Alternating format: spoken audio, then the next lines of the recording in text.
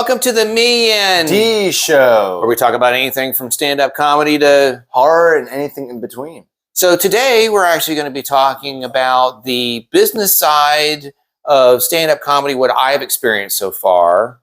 And also today we're going to be talking about the business side of filmmaking, that is including screenwriting and how to pitch your movie properly. All right, are you ready? Yep, I'm ready. Right on. First off, let's start off talking about the business side of stand-up comedy. So one of the more prevalent things that comedians usually hear about is a bringer show. And that's where you are asked to bring 2, 3, or even 5 audience members to a comedy show that you're actually booked for. Okay. I'm only going to be talking about my opinion. My thoughts were before I ever produced a show and after I have produced a show.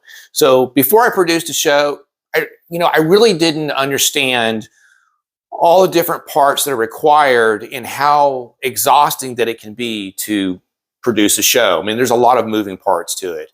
I mean, there's booking the actual comedians, there's finding a place, which is a huge endeavor to have the show.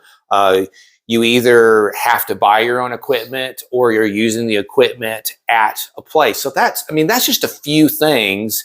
And then of course you're promoting the show and coming up with a poster and then communicating with all the comedians. That's exhausting. That is a lot of stuff that is going on. Because it involves a lot of networking and stuff like that as well, right? It does, and it's a lot of moving parts. And generally, it's the producer and the booker are usually kind of the same thing when we're talking about a small-scale comedy show. And that's just a lot of responsibility. So before I ever produced a show, I really didn't understand, the responsibility and everything that was actually involved with that. So my thought process is, why should I have to bring people to a comedy show when they booked me? Shouldn't they be responsible for promoting the show? So keeping in the realm of reality, after I have produced a show, I finally understand, how much effort that is required to put in to producing a show. It is really exhausting, but it's a great experience to have. So now that I've produced a show, the reality is the reason why these bringer shows exist is, one, they want the audience to be there. But the other reality, which is very difficult to face, is that no one really knows me as a comedian. I mean, I don't have a film credit. I don't have a show credit.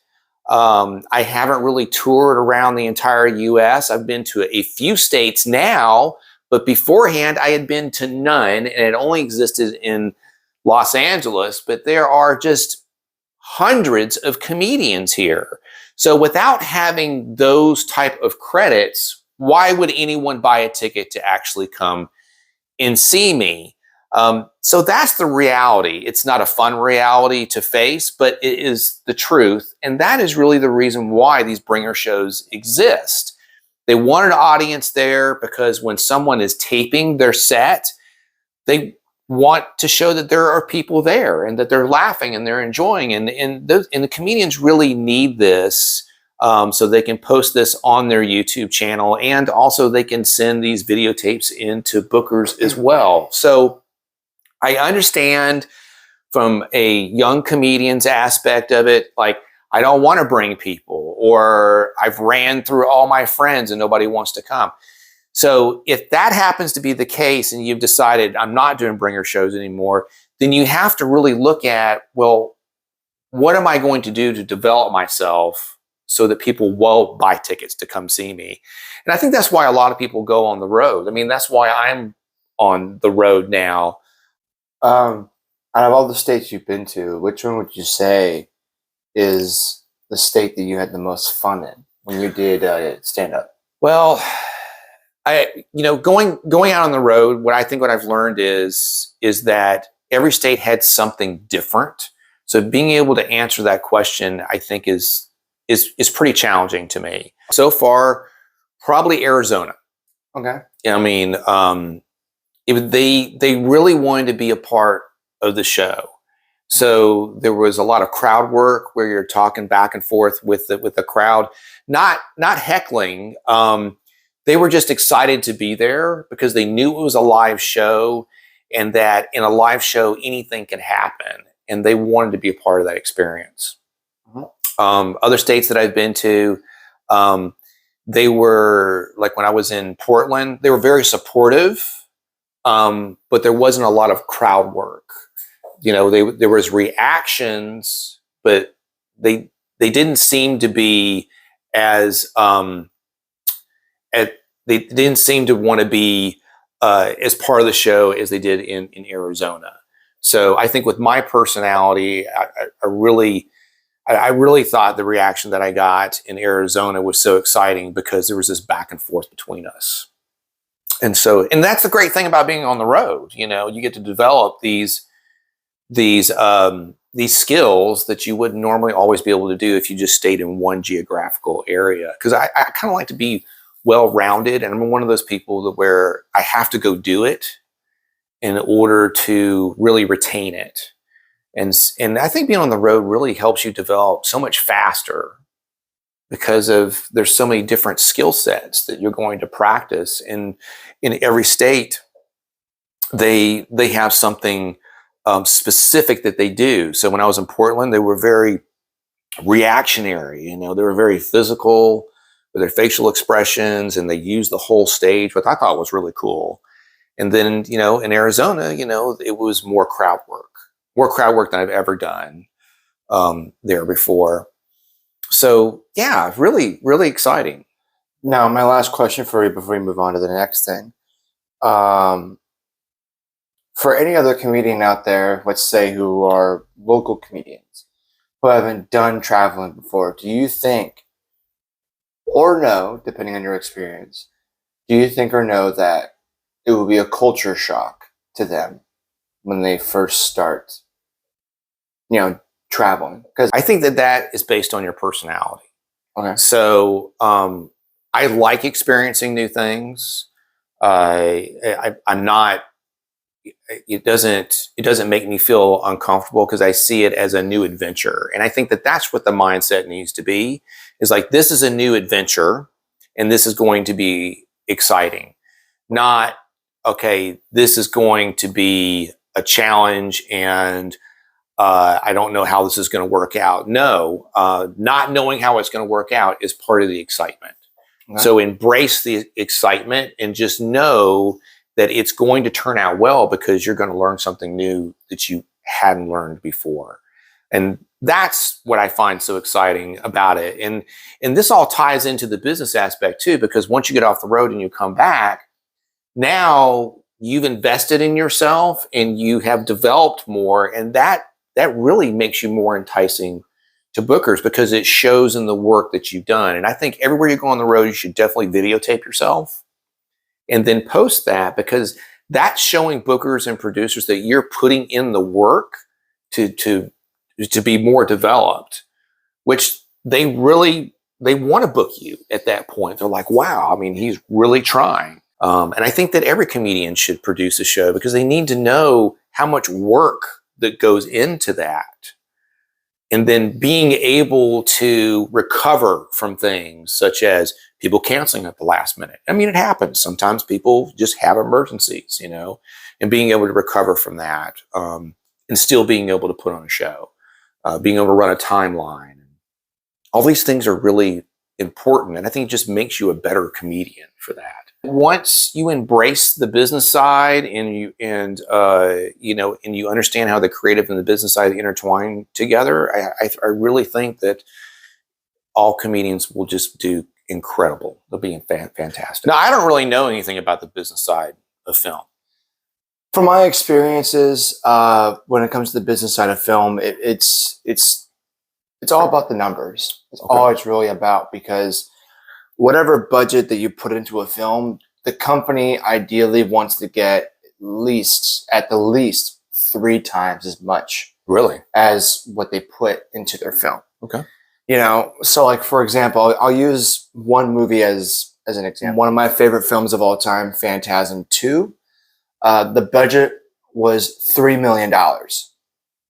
Ideally, they don't really have to make that much money in order to make it a big hit, because it's only a $3 million budget. They would have to get $9 million back in order to make it a big hit. Now, if they make their exact money back, then it's like, okay, it's not a hit, but we made our money back. You know what I mean? But if they make more than that, 3 times as much, then it's a hit. Maybe even bigger than that if they make more money. You know what I mean? Because that's their goal, is to make more money than what they put into the film. Okay, I understand what you're saying but from the script, from screenwriting, what does that process look like? Because that to me sounds really difficult. It's like when it comes to screenwriting anyway, it's a matter of things. Like you have a main screenwriter who writes the script, and if the company doesn't like, well, realistically, it's like, oh, the company doesn't really like what you're trying to do. They'll try to sugarcoat it for you sometimes, like, oh, we think this is great, but we should do these changes instead. But what's the process? What's just the basic process of writing a screenplay and then trying to get it produced? Because that to me just sounds really difficult. Well, writing the script is writing the script. If you know how to write a script with the industry standard format, then you got it down.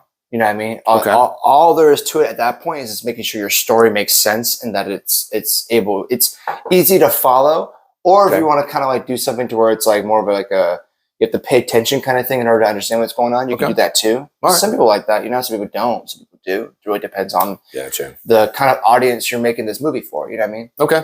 Now, moving on from that to the pitching process.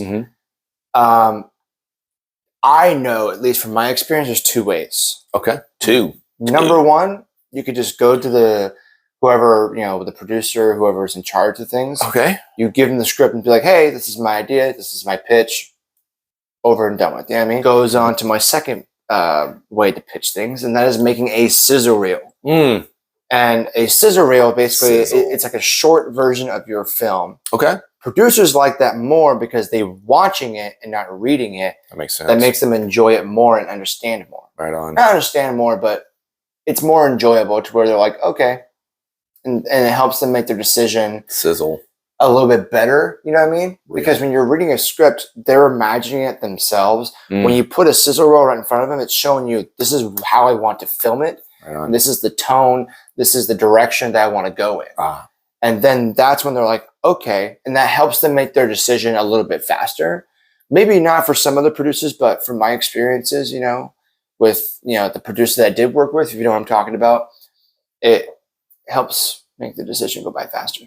Okay. I can understand that. Tell me a success story that you've had with script writing and then producing. Well, that would have to involve my first short film. For a little while, I hated the film because I thought it was terrible. But as I've grown as a person, I've looked back at it and be like, yeah, it's my first movie. I think I'm being too harsh on myself. Right. I think the way I wrote the script was terrible. But again, that was my first kind of script. But it's a learning experience. It is a learning experience. You gotta learn how to do these things. Yeah, that's what I was saying. It's just, as I've kind of grown as a person, I look back and be like, it's not terrible. I've seen worse. It's just no, I've seen worse. Trust me. I have seen. It wasn't terrible. It was bad, but it wasn't terrible. Yeah, I got you. I feel like a success story to me. It felt like, okay, I learned something new. What now? But I think it's good to go out, no matter what creative that you are, go out and do your own thing. And then you develop those skills. And like you said, you learn what you actually want to do by going out and trying these different roles, which I completely agree with. To work with the right people. The right mindset, right? Yeah. And of course, that's a lot of moving parts because you got work ethic involved. Don't get me wrong. The majority of the people I worked with on that crew were fantastic. They were professional about it. The film itself shouldn't have costed no more than maybe $1,500 at the most. Okay. Because that's including camera rentals, which cost around $500. Okay. And then there was gas, and then there was paying for the location to rent out. Okay. That shouldn't cost no more than $1,500. Okay, and that's a really, really short film. That's really, really short. Yeah, my film was only maybe 15 to 17 minutes. Okay. But it ended up costing close to $4,000. That's a lot of dough, man. Yeah. That's a lot of Right. dough. But I look back at it now, and I'm thinking to myself, That's a lot of money, that's, man. that's pretty Yeah. much it. I mean, there's a lot of different moving parts. Okay. I mean, Yeah. we talked about, the process of the screenwriting. Okay. And then trying to get it pitched and produced. And you said a sizzle reel is better, which I totally agree. I would rather watch something short too than rather read a script, I learned that in college, actually, Okay. because my first semester teacher was a horror filmmaker, Okay. and him and I really connected on a creative level. Okay. Because I remember I gave him a script that I wrote, and him and I were talking, and he looked at me straight in the face and he said, "Normally, my students who give me scripts, I say, it's okay, it needs work." But he looked at me and said, "You surprised me." Well, that's good. Yeah. He said, like, "You surprised me because I've never met a person who could actually write a script properly." And before I went to college, I had to teach myself how to write a script properly. That's awesome. So thankfully, before I went to college, I knew how to write a script basics. Okay. Not the extra stuff. The extra stuff I learned in college, but the basics of it I taught myself. That's So, is there a certain program that you would recommend to use? Yes, there's two. First and foremost, if you're budgeting yourself, I would say stick with the free program, limited free program on Celtics. Okay. You'll get 3 projects at a time, unfortunately, but it's free. You get all the amenities you need when it comes to writing a script, Okay, that's great. and that's fine. Cool. And you can print stuff out when you convert it to a PDF, which is great. But if you want to be a little, not fancy smancy, but if you want to go along with the industry standard, Final Draft is what you do. Because a lot of filmmakers like J.J. Abrams uses it. Okay. He actually wrote Star Wars The Force Awakens Oh, awesome. on Final Draft because Right on. the companies say this is the one you have to use because this is the one we use. Okay. Which is Final Draft, which is the industry standard. Now, along with editing stuff, there's multiple programs to use that are industry standard. Okay. But the one that I like to use personally, which is also an industry standard, is Adobe Premiere Pro and Adobe After Effects. And that's all for editing, though. Yeah. That's for editing. Okay. That's all good stuff. Which to again, a actually lot of know. companies use other programs, but one of them is Adobe, which I think is really, really good. And here's the thing: if you're in college, for anyone who's watching, if you're in college, you can get like a membership with them for the amount of time that you're in college. That's through Adobe, right? Yep. Okay. I pay $20 a month for all the programs. That's great. All I mean, the for programs. students, that's great. Yeah, I mean, it's a that's student thing. huge for students. It's everything you need. Everything you need. So cool. We talked about a lot of stuff, You had the screenwriting process, the producing side. You had your own personal story about your first film that you did and what you've learned and kind of carried over. And I watched it recently and I was just like, it's not good. But it's like eating a meal and going like, it's not good, but it's not that bad. It's edible. yeah.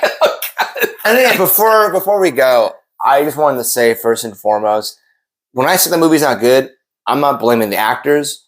I'm not blaming any of the people behind the scenes, because as a director, you're the one that's most responsible when it comes to the vision. Yeah, you're in charge. I gotcha. You have to take responsibility anyway, for at least in my point of view.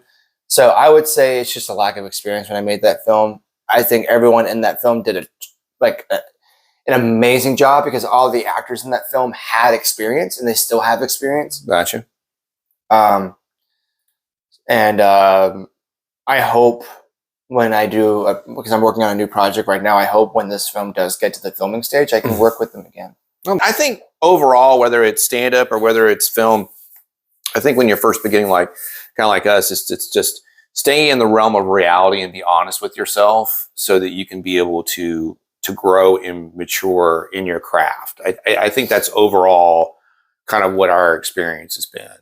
Because being truthful with yourself can be enlightening and at the same time can be very difficult. But if you want to grow, you got to be honest with yourself. There is one more thing. The blessing from that experience is that I know how to work with a small budget. That's good. We're going to do bowl of mystery, right? That's correct. That's right. Okay, so that's coming up next. So today our bowl of mystery is that we will be doing an impersonation of each other, being that today's topics were basically about the business side of stand-up and filmmaking. So we thought it was appropriate to kind of make fun of each other at the very end. It's kind of fun. So I guess I'm going first. That's what I'm doing? Go for it. Okay, so this is my impersonation of D here. Oh, you were talking to me? Oh, hey, how you doing? Yeah. Wow. Okay. Yeah. So it is. Oh, yeah. I know. Okay. I know. You know what? I got one just for you. All right, man. Let's get this done, okay? That's pretty cool. Woo! That's right. That's cool. That's grand. All right. Gonna get some work done. Yeah. Let's do this. Yeah, let's do this. Okay. All right. Okay, That's stop. what you do. Stop it. Don't touch my hair. Stop it. Stop it. Quit. Quit it. Quit. Stop it. Okay, that's it for us. Thanks for watching, and we'll see you next week. See you next week, guys.